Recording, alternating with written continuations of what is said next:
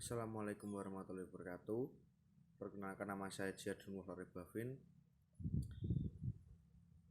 NIM saya adalah A320-200-171. Di sini saya akan mempresentasikan bab 8 tentang pendekatan pemrosesan informasi. Yang sebelumnya sudah dijelaskan oleh rekan-rekan saya, dan saya akan langsung ke intinya, yaitu keahlian dan pembelajaran. Para ahli mempelajari perilaku dan proses mental dapat memberi kita wawasan tentang bagaimana membimbing siswa menjadi pembelajaran lebih efektif,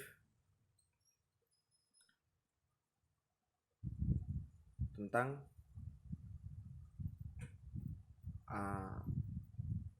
menurut National Research Council 1999 tentang tenaga ahli lebih baik daripada pemula dalam hal berikut ini. 1.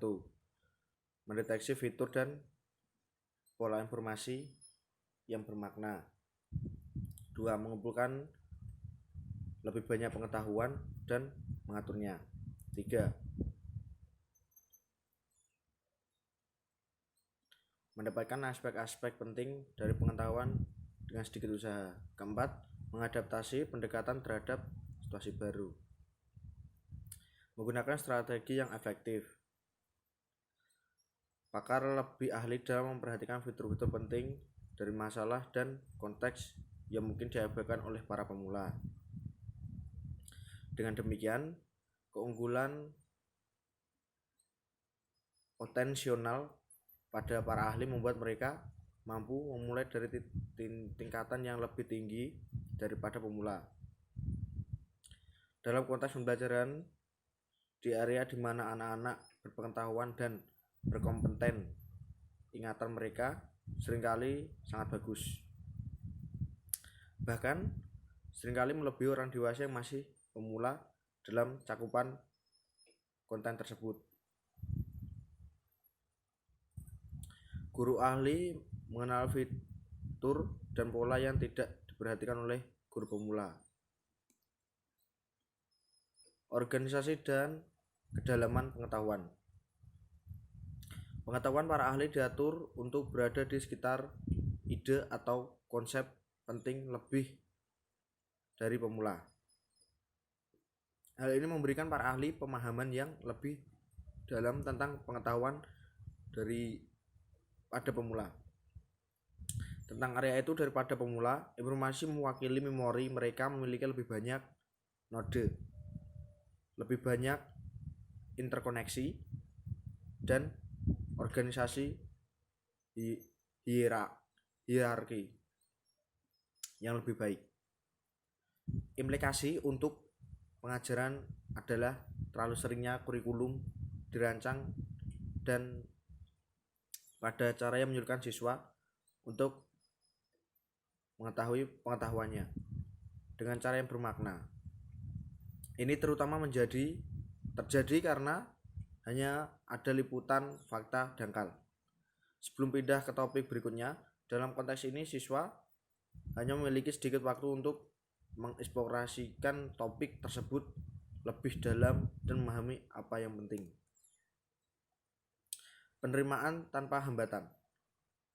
Para ahli mengalih informasi dengan cara yang mudah dan otomatis, sedangkan para pemula mengeluarkan banyak usaha untuk mengambil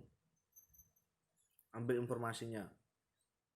Aspek penting dari pengajaran adalah untuk membantu siswa mengembangkan kefasihan yang mereka butuhkan untuk melakukan tugas kognitif secara kompeten. Ahli mampu beradaptasi tentang pendekatan terhadap situasi yang secara fleksibel daripada selalu menanggapi dalam rutinitas yang kaku dan tetap. Jadi guru yang dicirikan memiliki keahlian adaptif adalah guru yang fleksibel dan terbuka untuk memikirkan ulang ide atau praktik penting demi mementingkan pembelajaran siswa mereka. Memang ini inovasi dan efisiensi adalah dua dimensi utama dari satu model keahlian adaptif. Strategi. Para ahli menggunakan strategi yang efektif dalam mengerjakan informasi dalam bidang keahlian dan memajukannya. Menggunakan label aklimasi untuk menggambarkan tahap awal. Keahlian domain tertentu seperti bahasa Inggris, biologi, atau matematika. Pada tahap ini siswa memiliki pengetahuan yang terbatas dan terfragmentasi sehingga membatasi kemampuan mereka untuk mendeteksi perbedaan antara akurat dan tidak akurat, serta relevan dan tidak. Untuk membantu siswa bergerak melampaui tahap aklimasi, guru perlu membimbing siswa dalam menentukan konten apa yang sentral dan apa yang pinggiran. Sebagai contoh seperti apa yang akurat dan didukung dan baik, dan apa yang tidak akurat untuk tidak didukung.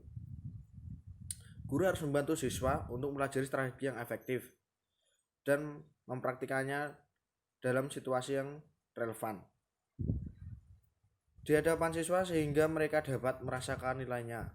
Siswa juga perlu didorong untuk berubah dan menggabungkan strategi yang memecahkan masalah yang dihadapi. Sebagai contoh sebagai berikut. 1. Meringkas. Minta anak-anak untuk mendengarkan selama beberapa menit dan kemudian minta mereka untuk menulis ide utama dan coba sampaikan kepada pembicara dalam rentang waktu tertentu. Kemudian minta anak itu untuk mengulanginya sekali lagi dan seterusnya. Garis besar. Tunjukkan kepada anak-anak bagaimana menjelaskan apa yang pembicara katakan, mengulangi ide pokok pertama sebagai topik utama dan ide pokok kedua untuk subtopik di bawah ide pokok pertama dan ide pokok ketiga di bawah ide pokok kedua. Menggunakan peta konsep. Bantu anak-anak berlatih menggambarkan peta konsep yang mirip garis besar materi, tetapi secara visual menggambarkan informasi dengan cara yang lebih mirip format laba-laba. Renungkan. Sesekali berhenti dan refleksikan materi, maka siswa akan meningkatkan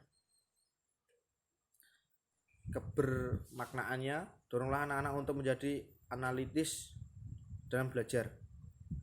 Setelah merasa membaca suatu tentang mereka untuk membuka ide atau gagasan yang lebih mendalam. Ini sangat tepat bagi mereka untuk berpikir aplikatif dan menginterpretasikan informasi serta menghubungkannya dengan informasi yang lain yang sudah di dalam jangka panjang mereka. Bacalah. Hal ini membuat anak-anak menguji diri mereka sendiri untuk melihat apakah mereka dapat mengingat materi dan mengkonstruksinya. Pada titik ini, dorong anak-anak untuk membuat dan mengajukan serangkaian pertanyaan tentang materi dan kemudian mencoba menjawabnya. Ulas. Beritahu siswa Anda untuk memeriksa materi dan mengevaluasi apa yang mereka tahu dan tidak tahu. Pada titik ini mereka harus membaca ulang dan mempelajari materi yang mereka tidak ingat untuk mengerti dengan baik. Untuk mengevaluasi sejauh mana Anda menggunakan memori yang baik dan strategi belajar. Menggunakan sistem studi. Salah satu sistem studi paling awal disebut dengan SH3R yang merupakan singkatan dari Survey, Question, Read, Recite, and Review. Sebuah sistem yang lebih baru dikembangkan oleh PH4R yang merupakan singkatan dari Preview, Question, Read, Reflect, Recite, and Review.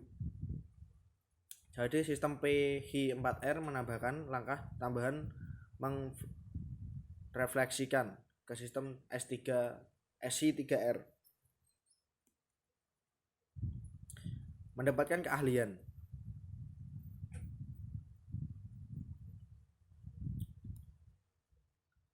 Yang pertama adalah bakat.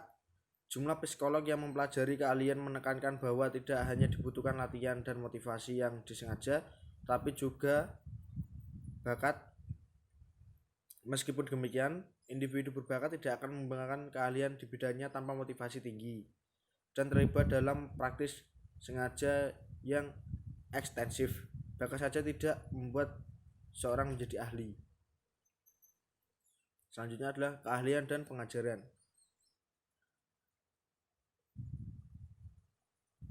Kalian terkadang bisa merugikan dalam mengajar karena banyak ahli melupakan apa yang mudah dan apa yang sulit bagi siswa. Pengetahuan konten pedagogis.